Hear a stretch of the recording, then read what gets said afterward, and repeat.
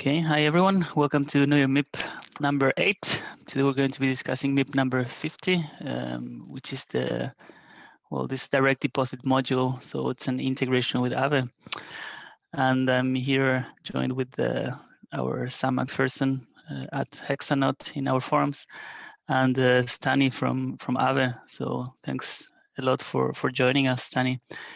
Can you quickly, for those that are not very much into DeFi, I don't think that Aave needs a lot of presentation, but can you just quickly explain what it is and why is it good for users? Yeah, so definitely. So practically, Aave is a protocol where you can deposit assets, cryptographic assets, and on Ethereum, and pretty much earn yield on those assets. And of course, those assets become also a collateral, and you can practically borrow. So where Maker, for example, is a kind of like a protocol facility where you could actually self-lend to yourselves, create an issue DAI stablecoin. Aave is more of a secondary market where we have stablecoins you can borrow against different kinds of risk and reward ratios, which is based on the risk framework created by the Aave community. And Aave protocol itself was the version 1 was deployed last year's January. Since then, we deployed version 2 back in last December. So the protocol itself, the version 2 is based on the version 1, where we have done a few technical optimizations, and the protocol itself is audited by 5 different independent auditors. We have formal verification done by Certora, and we recently also received a report from Gauntlet about actually the market risk of the Aave protocol, liquidity risk, and also the so-called safety module, which we will probably cover a bit during the session, and how, let's say, if the DeFi space or general cryptocurrency space decreases, assets decreases in value, liquidity decreases in value, how the protocol itself will be solvent in those cases, and how the collaterals itself will sustain there, and liquidations, and how they function.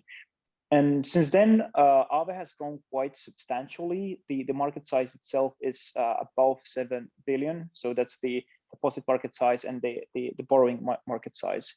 And recently, today, there was an AIP16 that got implemented technically.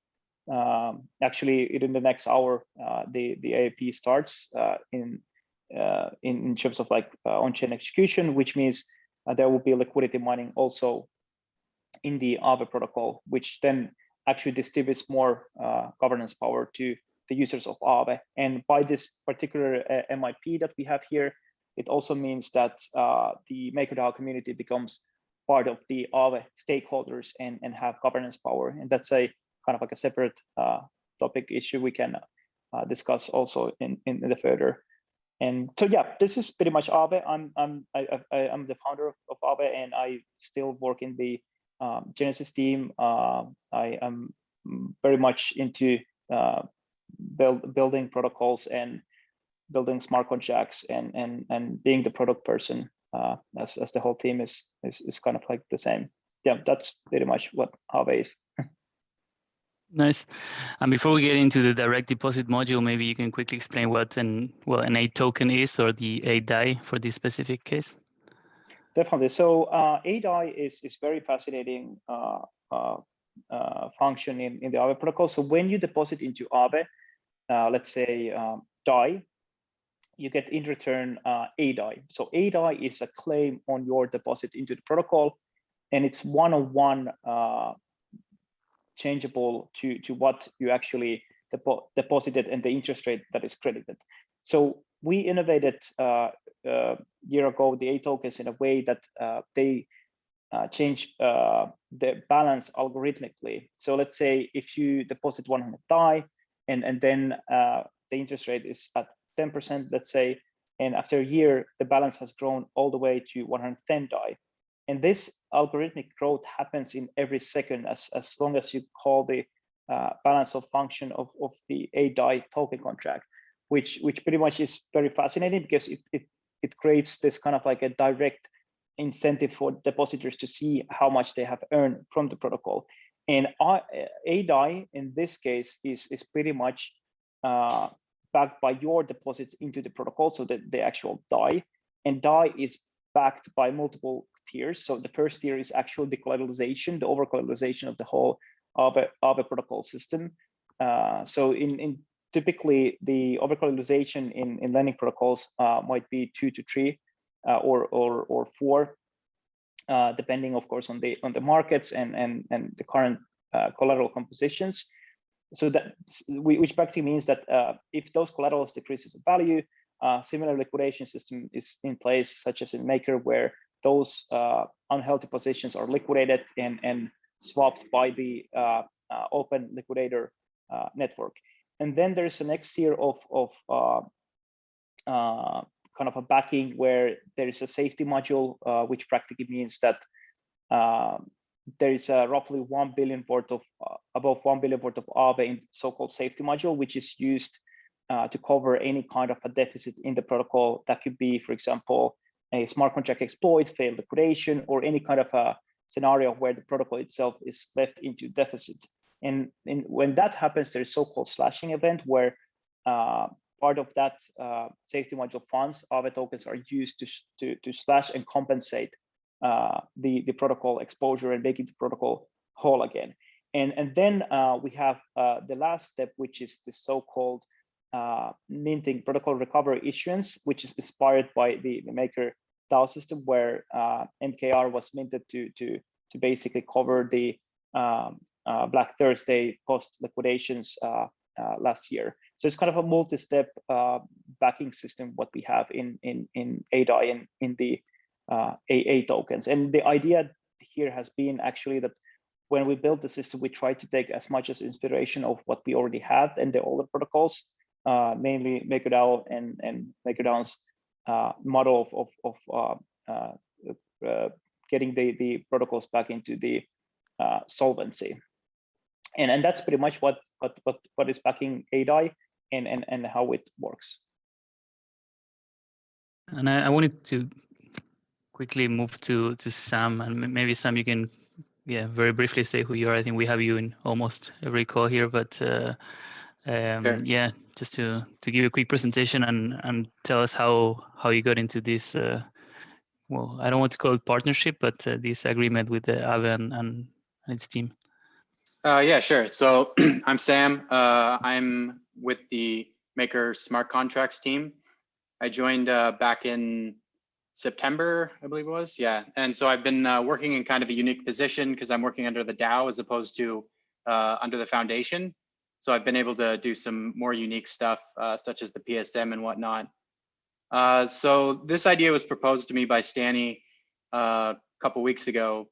And I just thought it was a great idea. So I decided to build out sort of a proof of concept. And, you know, lo and behold, it wasn't actually too difficult to build this thing out. And we can kind of do it in a nice permissionless way by adding a special kind of vault onto the Maker protocol, which will just deposit newly minted DAI against ADAI into the Aave protocol and sort of sop up any extra demand. So I know none of you prepared any presentation or diagram, but maybe you can try to attempt to explain how this mechanism would work. I don't know where to start. Maybe I would start on the variable interest rates of Aave, but I don't know. I'll let you figure it out. Sure, I can give like a technical quick overview, and then maybe Stani, you want to like sort of go over the implications of that. So yeah, the module that I built out, MIP50, will essentially look at whatever the variable borrow rate on Aave is for DAI. And if it's above the set threshold, it will mint DAI against the just returned ADAI in order to lower that variable borrow rate down to our desired rate. So let's say we want to target sort of an 8% variable borrow rate on Aave. And currently it's at 10%. There's an excess of demand for borrowing. So the module would look at that and calculate how much more DAI needs to go into the Aave market in order to hit that 8% mark. and it would just mint whatever that difference is against the A die. And the nice part is because the A die is returned, we sort of have it all backed at least 1-to-1 at all times. It's very nice in that sense. In this situation, you're going backwards, right? Because usually you would deposit die to get A die, but here you would deposit the A die to mint the die. Yeah, it's a little bit weird. So normally, yeah, you think of a collateral vault and you're like, you put the collateral in and then you mint some die and do whatever you want with it. This one's a little reverse, but because it happens all in one transaction, it doesn't really matter. So you are minting the die, then getting the A die in return, and then backing that newly minted die with it. It's sort of a technical thing. It doesn't really matter which order you did it. It's kind of like a flash mint kind of in a way. So yeah.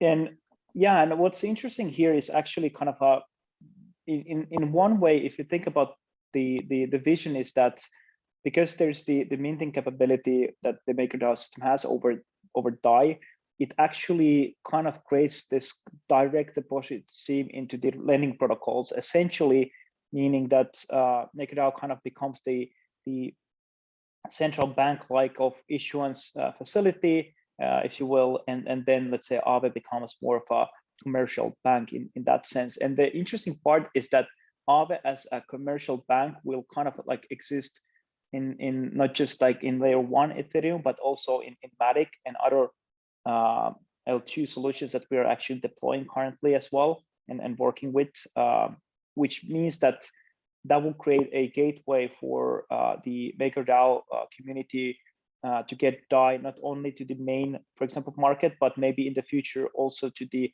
other markets where Aave infrastructure has been deployed. So it's practically a way to use Aave as a distribution channel for DAI for cross-chain lending and borrowing markets, and that gives very interesting kind of like a competitive advantage to other stable coins, especially those stable coins and those lending protocols that are actually now looking into creating some sort of cross-chain interoperability and liquidity. And interestingly, as Aave is a protocol, it means that we have multiple markets also in layer 1. So currently we have the main market where there is the main collateral assets there. We recently created a new market, AMM market, where you can use your Uniswap liquidity provider tokens and balancer LP tokens, and in the future Sushi and Curve tokens, LP tokens as a collateral, and get more liquidity. So actually in the future, this module in particularly sets this kind of like a, I would say, gateway not just into the Aave market, but other Aave markets and across DeFi to provide liquidity on DAI, which gives very interesting competitive advantage to other stablecoins. So that's the kind of like a vision for us. And for Aave, it means that Aave could get as a community the DAI at certain rate that the MakerDAO governs decides. And in overall, the system then creates also the ability to MakerDAO governance to get also governance power from Aave with the liquidity mining. And that's interesting because in the future, I think there will be protocol owned governance power that these protocols are exercising as well. And this is something that this proposal is also paving for long term. Yeah, it makes sense. It's kind of easy to see the synergies. What I'm trying to wrap my head around is if Aave is the A DAI is backing the DAI and DAI is backing the A DAI. Basically, we're trusting that both protocols won't fail. So I'm wondering how that would have an impact if both start going down. But maybe it's more of a philosophical question at this point. Yeah, it's interesting. So practically, it will mean that the A DAI is kind of like backing the DAI in that sense. And in overall, kind of like what we have in this proposal is that the backing is can be done atomically. So pretty much as DAI is deposited, at the same time A DAI is deposited into this vault, kind of like a prepaid. So there isn't actually unbacked DAI in that kind of a case. And because of this, as a concept is fairly new and this is fairly innovative, what I personally recommend is that we set the parameters and the liquidity into very conservative levels in the beginning, just to see how things work, working with the pricing dynamics, how the MakerDAO governance votes on the first issuance rates with the direct deposits, and from there with the data working the way up as there's more and more liquidity needs. Yeah, nice. So Pepper Imperium has a question. I don't know if you want to jump on the mic. Hey, yeah. So let me just say I have not read closely through everything yet. So maybe this is a question you already have an answer for. But is there going to be a minimum pool size or amount of liquidity supplied to a given pool, like just to avoid us becoming the market? And I'll let you comment. So to be clear, this is just for DAI, so we would only be targeting the DAI pool. And I'm not quite sure what you mean by minimum pool threshold. Yeah, so like we don't want to become the biggest player within the liquidity pool, presumably, right? Well, I mean, like we want to kind of make sure everything's all good, but I don't see why we couldn't become a large contributor of liquidity to Aave. It would make DAI sort of fairly competitive against the other stable coins. Yeah, but if the point is to affect rates that might have, I mean, if the whole point is to play central banker to affect rates that could have consequences in the DeFi system, like we don't necessarily want to be, like we don't want to be the only, we don't want to corner the market, right? I mean, we don't want to be, we don't want to, at some point we become the only one meaningfully moving it, right? At some volume, I don't know what that would be, but it just seems like I was just thinking out loud and didn't know if that had been addressed yet. Right. So, I mean, governance can set any sort of target interest rate that we want to target. So like if we want to be very conservative and only sort of supply when there's like a massive over demand for DAI borrowing, like we could do that, or we could kind of go more closer to our own rates. Like it's kind of up to governance. Like this is just a tool. I am curious about that target rate, Sam. I don't know if you could maybe give us an idea of like how responsive it would be. Like, let's say we set it at like a, I don't know, 3% wide gap. Like how quick is it able to react when it breaks that target range? Right. So for winding up, it's immediate. You can, I mean, as long as you're under the debt ceiling limit, you can just call it every block if you want to, and it will just continuously set that exact rate.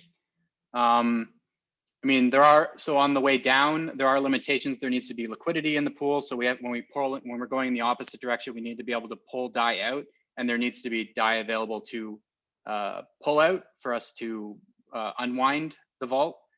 But since, if it will pull out all the DAI available as it's unwinding, so the interest rates would like spike to like 75%. So somebody like will like put their DAI in there. So it should go pretty quick.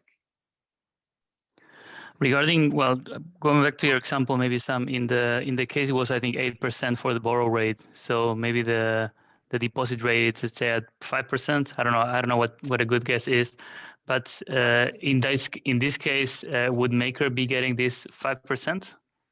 Yep. Okay. So I have a question regarding the scaling possibilities of this. Now, let's say that Maker governance sets a target interest rate of 1%. 1% is the cheapest loan for a US dollar backed stablecoin you can get, correct? With this mechanism, we can just keep pumping. Yep. Yeah, because we can, if we set the interest rate to 1%, there is practically limitless demand.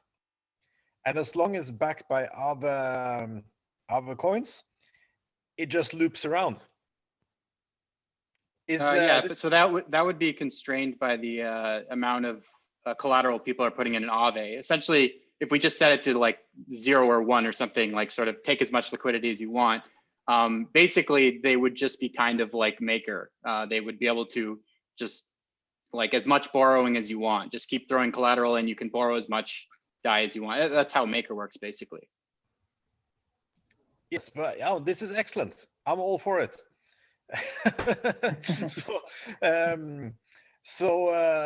Yeah, let's we just set a nice low interest rate target and practically humongous upper level for collateral. Okay. Cool part is that this creates like pretty much income to the Maker DAO governance. I mean, it's pretty much it's really fascinating. I mean, I've been building decentralized finance since I don't know how much you guys know my background, but since ETHLend days, which is pretty much like the first lending protocol 4.5 years ago, and seeing something like this coming to actually existence and being planned like this, it's just absolutely amazing to see from like builder's perspective. This is like very much game-changing functionality. So there is like a practical lower limit for us though, Sam, right? Because if we were to push the rates too low, wouldn't we like face an issue where possibly a bunch of our borrowers leave the Maker protocol, or is that not? Oh, yeah. So that's like, again, this is a governance consideration. So I mean, we can do whatever we want, but yeah, that would be a practical consideration. I would take into account that we probably don't want to outcompete with our own borrowing, but you know, it's up to governance. Sam, from a technical point of view,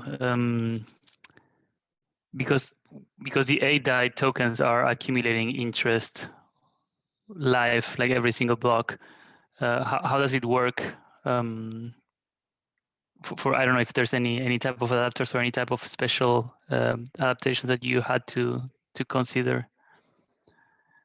Yeah, so there's a function that anybody can call on the contract that will take any of the excess ADAI beyond what's backing the DAI, and we'll just pull it out if there's liquidity available in Aave, and just throw it into the surplus buffer. Gotcha. Okay, so that's how it's variable. So the stability fee it's set at 0, but because it's an ADAI which is accumulating interest, it's actually making the interest through that mechanism, right? Yeah, so it's constantly, as Stani said, Right. like the balance is constantly increasing. So we can just pull out DAI whenever we want that's in excess. Makes sense. Paper Imperium had another question. I don't know if you want me to read it for you or you want to jump on the mic. Oh, yeah, I just had a quick question about whether changes to the interest rate, those would need to be voted on, and how often we would have to do that, do we think? Yeah, so it needs to be voted on by governance. I don't know how frequently we want to do that. That's a good question. Well, I think it's kind of a let's find out as we do it kind of thing.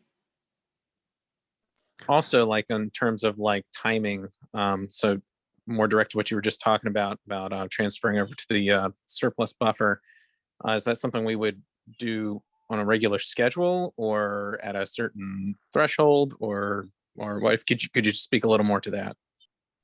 Yeah, so there is likely going to be some sort of back-end controller that's just sort of periodically calling this, like a keeper basically.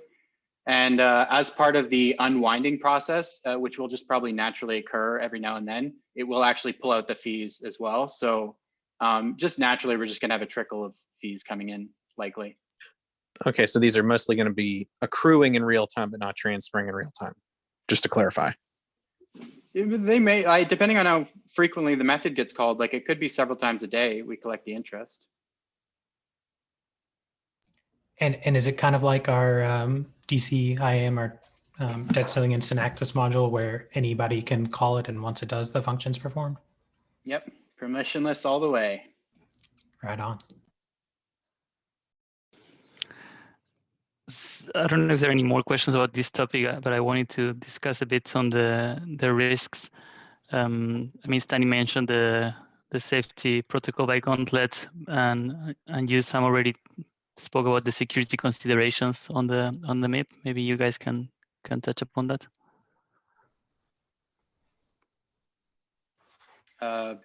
Sure. I mean, maybe Stani, you can probably go over this better than I can.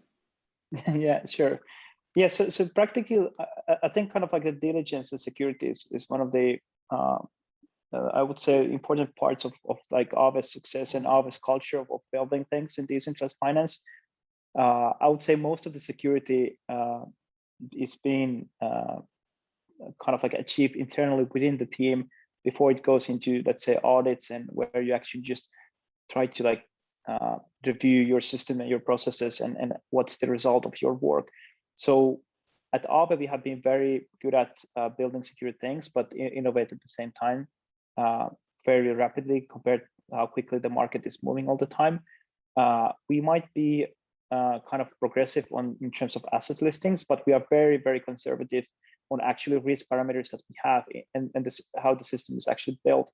So the Aave risk framework, we have different kinds of loan to value ratios depending on the assets, and also we have this kind of like buffer before you can before you get actually that you can get liquidated before you reach your whole loan to value ratio. So the idea is that even there is a wide range of different kinds of assets in the Aave protocol, the risk parameters are fairly conservative compared to the rest of the DeFi, even compared to protocols that have less assets, such as Compound at the moment.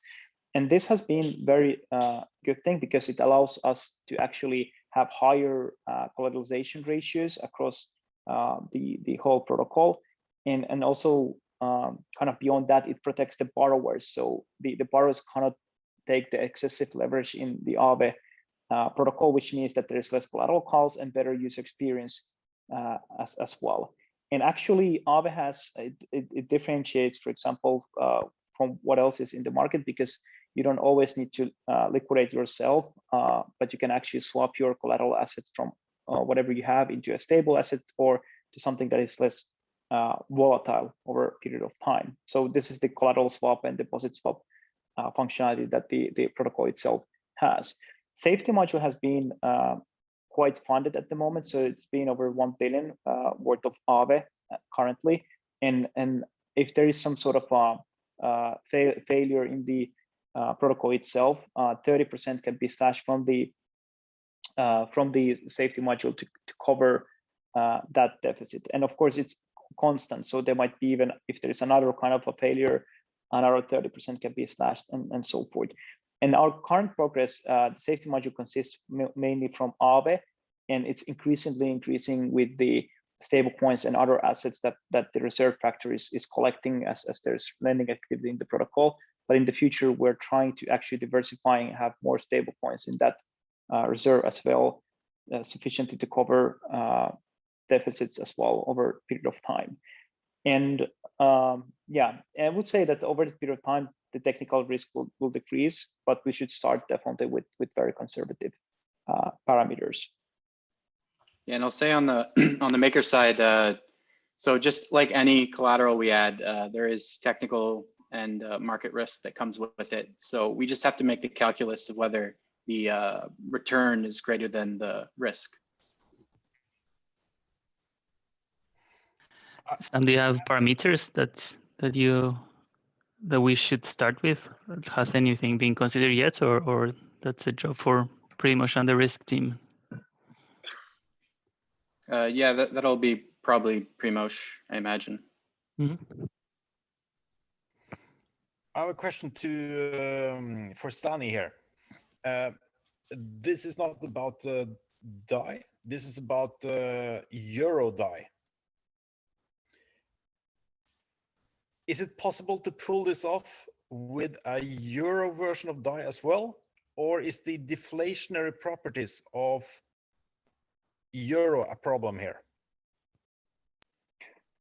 That's an interesting question. I would say that, I mean, it's of course up to the MakerDAO governance community to come up with, let's say, something like a Euro version DAI, whatever is the mechanisms there. But I would say there is a substantial demand for Euro currency, because one of the main use cases of actually the Aave lending markets is that you pretty much deposit assets that are accepted, and you borrow and convert those assets into real fiat currencies, and you spend also those assets in real life. So you're not always the kind of like a leverage centric or DeFi centric user in that sense. So I would say there is definitely demand on Euro, but it's interesting to see like how much more demand we actually need, and the current DAI system to work and properly before coming up with new different currency nominated stable coins. But I would say I would be very happy if I would see Euro DAI. Yes, because with this system, Maker could potentially create an economic inefficient Euro DAI that is we just fund it with a tons of backing, and then scale it using Aave DAI, or no, Aave Euro. Maybe. That's it. Yeah, that's an interesting one. For us, we kind of like we try not to have like issuance at all, because for us like Aave seems like be positions very well as more of a like a marketplace for, let's say, stable coins, liquidity, and then being able to cross bridge that liquidity between different cross chain solutions. But I would say that the Euro stable coin of DAI could be something that the MakerDAO community should at some point start to progress with, because that's definitely like an interesting evolvement. And of course, like now there's just fairly more demand on US dollars, so I guess that's not the highest priority, but still very interesting one. Yeah. Hey, Or- Paper here. I have a quick question for Sam. So if this works well, is this a solution that we can then farm out to other protocols if we felt they were a good vector for this, for getting DAI into the system, or is this something that's pretty much only going to work with Aave? Yeah, so this sort of design can definitely work in a generalized way. So yeah, we could certainly use it for other protocols, but like something to keep in mind is like Aave is not beyond just sort of giving us extra sort of route to mint DAI. Aave is sort of marketing DAI on within their entire network. So we kind of get this win-win situation. So I mean, if other protocols want to offer similar sort of promotion of DAI, we could definitely offer it to them as well. I personally think that's a good idea, because that way kind of like you can price the DAI in different markets, set a floor of the pricing, and then rest of the DAI gets priced depending on what is the supply and demand.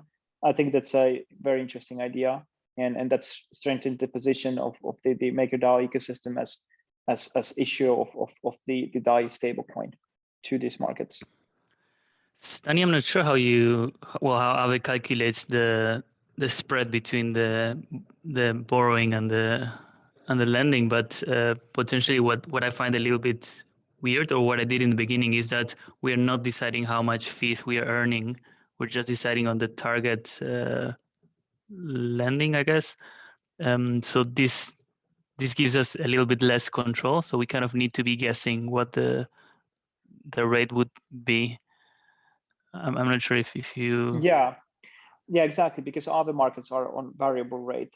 What's good thing is, of course, that you can always look back 30 days, 90 days, 120 days, the rates that has been, depending on how frequently you want to make a governance vote of changing this particular rate, and based on that set some sort of a rate and have it in some sort of like a bit lower rate, which makes it more competitive liquidity, and that gives this kind of like a additional liquidity into the Aave protocol.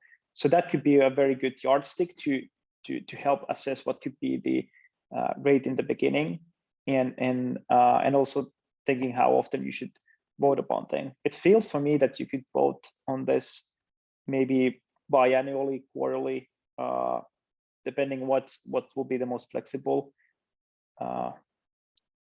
That's what I think.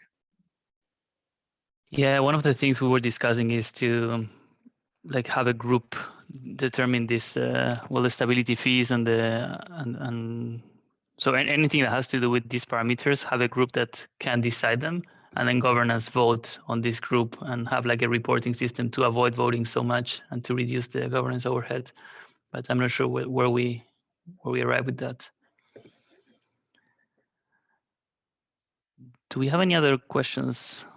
Yeah, I have a question for Stani. Hey, Stani, it's actually a two-part question. The first part, how do you think this could help out with real-world assets as far as new protocol, not new protocols, but new opportunities from the real world coming into the blockchain? That's the first part. And the second part, I saw in your piece that you wrote on the forum talk about saying that Aave is going to be interacting with every single layer 2. And I was just wondering, so far we only heard you guys are, working on Matic, Polygon, and wondering if, I guess, does this mean you're going to be also on Optimism and, any other kind of CK roll up? Yeah, I think kind of our definitely like thesis is that I mean, overall like how we think about Web3 is that it's set of also like cultures and ecosystems. So we have a particular ecosystem and culture in layer 1. We have things happening in Matic, for example. The NFT economy is very vibrant there. We also have there are a lot of gaming activity, and we'll see different kinds of economies and cultures form in other blockchains and layer 2s.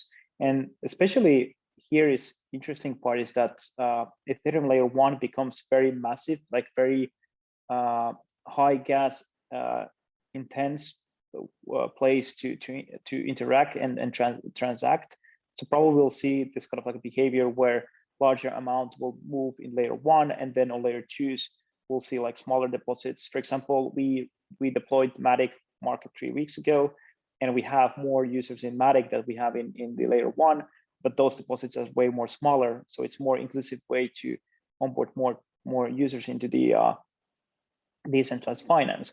We would actually deploy even more markets in different layer 2s, but the kind of like a truth is that none of them are actually at the moment in a capability of actually being production ready. So there's still kind of, we're still in the time period where we're waiting Optimism to work, Arbitrum to work, the ZK sync kind of like to work as well.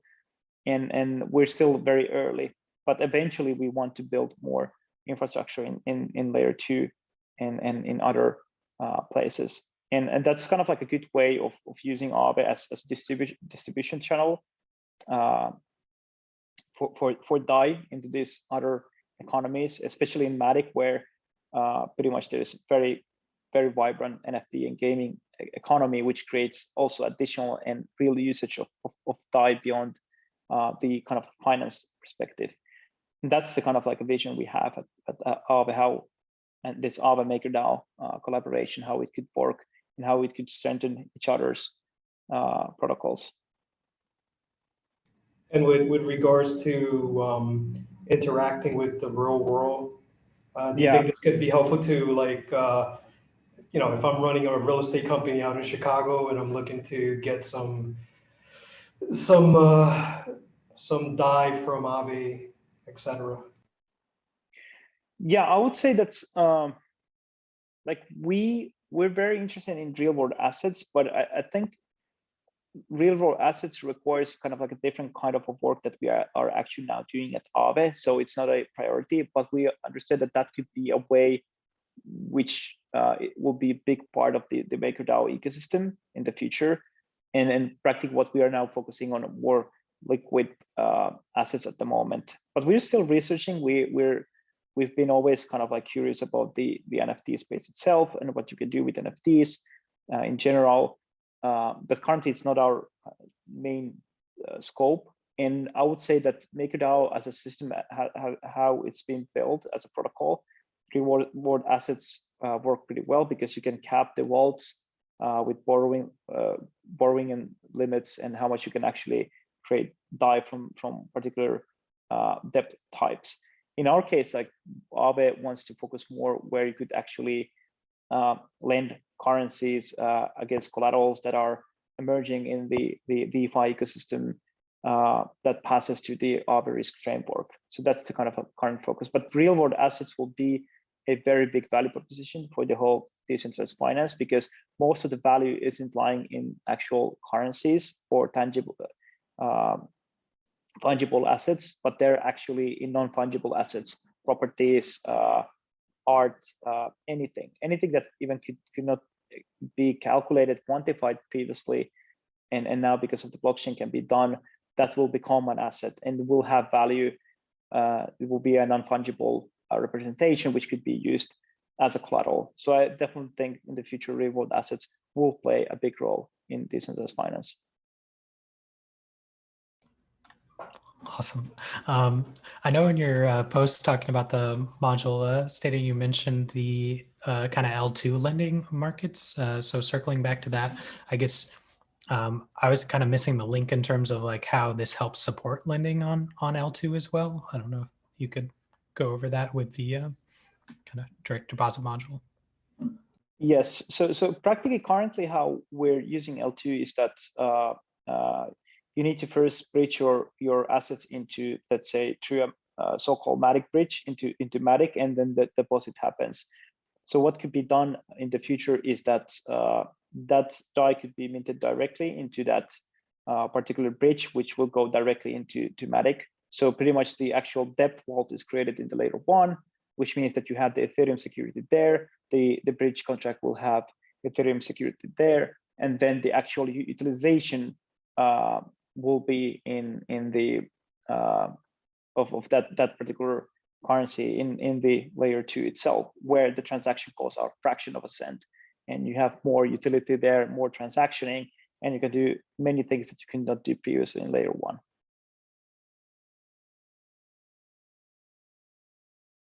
That's very neat. Thank you. Aaron, do you want to jump on the mic, or should I read the question for you? Well, just backing off what he was saying about the bridge contract for Matic, he was saying that Matic controls that. So could we create our own like maker bridge that we control that? I'm not super familiar with Matic actually, but in general, I think you can create bridges to any of these chains usually, or L2s. Yeah, no, I think in the future, even like it's pretty much like I would think that, so you can use the Matic bridge, you can build on bridges. I saw in Optimism there probably will, Optimism wants to, for example, have like so-called official bridges, that there's official DAI bridge, official USDC bridge. In Matic, there's like multiple types of bridging. So anyone can practically create a bridge, but it's end up that they kind of like decisive thing is the security of the bridge. Who is actually governing that particular bridge? Is it immutable? How it works? Those kind of questions in the future. And I think the layer 1 bootstrapping and distributing the DAI eventually is something kind of like that we call like step 2. So the step 1 is to focus on the main market, conservative parameters, see how things work, and what's the kind of like dynamics between the direct deposit from MakerDAO to Aave, how it works, how it affects the liquidity, how it helps the Aave users, how beneficial it's for the MakerDAO community, and kind of see from there how we could improve the system.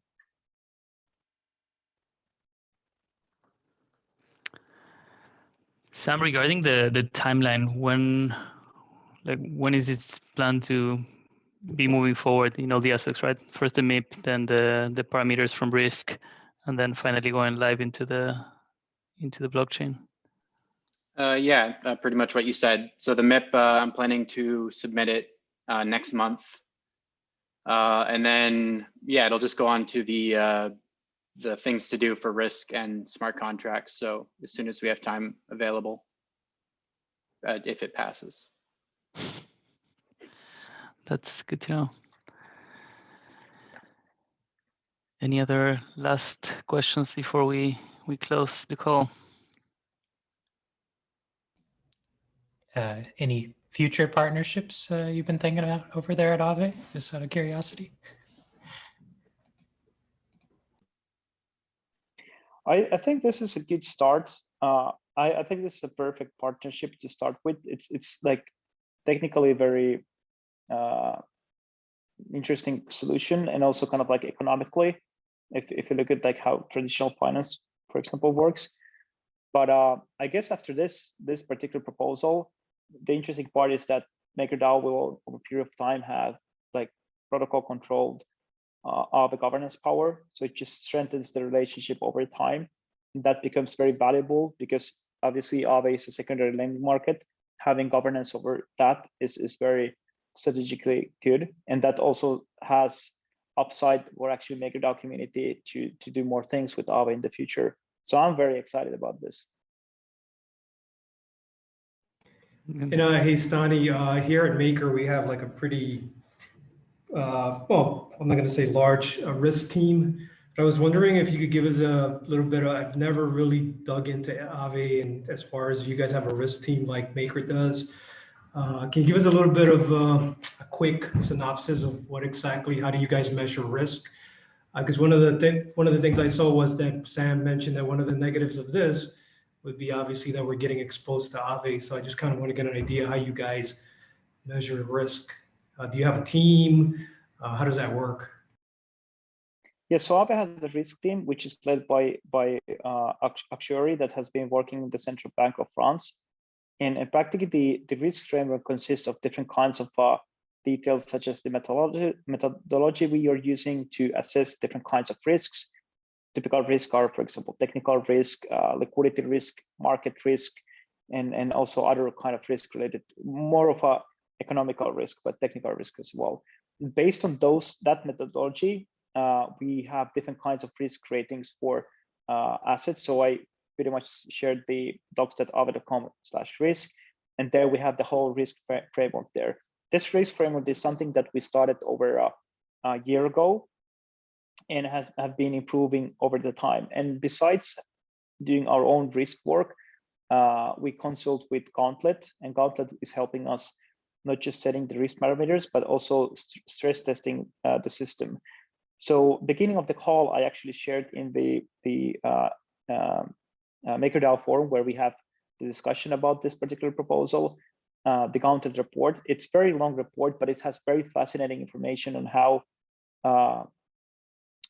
what's the kind of like a risk levels at Aave currently compared to for example, Compound, how our safety module actually helps to mitigate the risk, and what kind of further things we could do to mitigate the risk further.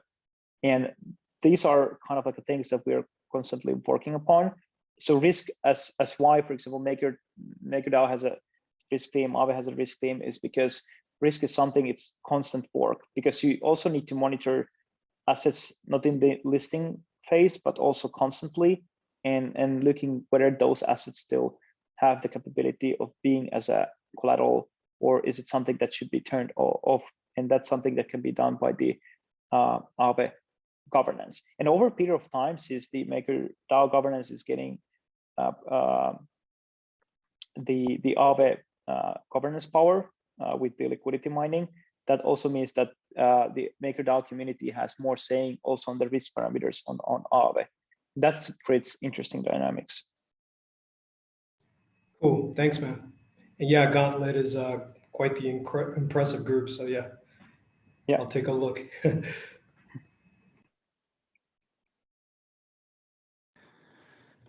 Sam or Stani, anything that we're forgetting to mention? No, I think I will definitely read the Gauntlet report, and if there's some other questions, please do post on the chat there in the governance forum. I'm happy to reply and elaborate more. I'm very excited about this proposal. I've never seen anything like this happening before in decentralized finance, especially with basically two very important protocols that are, at least for me, they're very important. And I think the kind of relationship is very interesting here, and I'm very curious to see like the dynamics, how this will change a bit, how liquidity flows in DeFi. Those things are very fascinating to me at the moment. Yeah, I don't really have anything to add. Yeah, excited to see this go forward.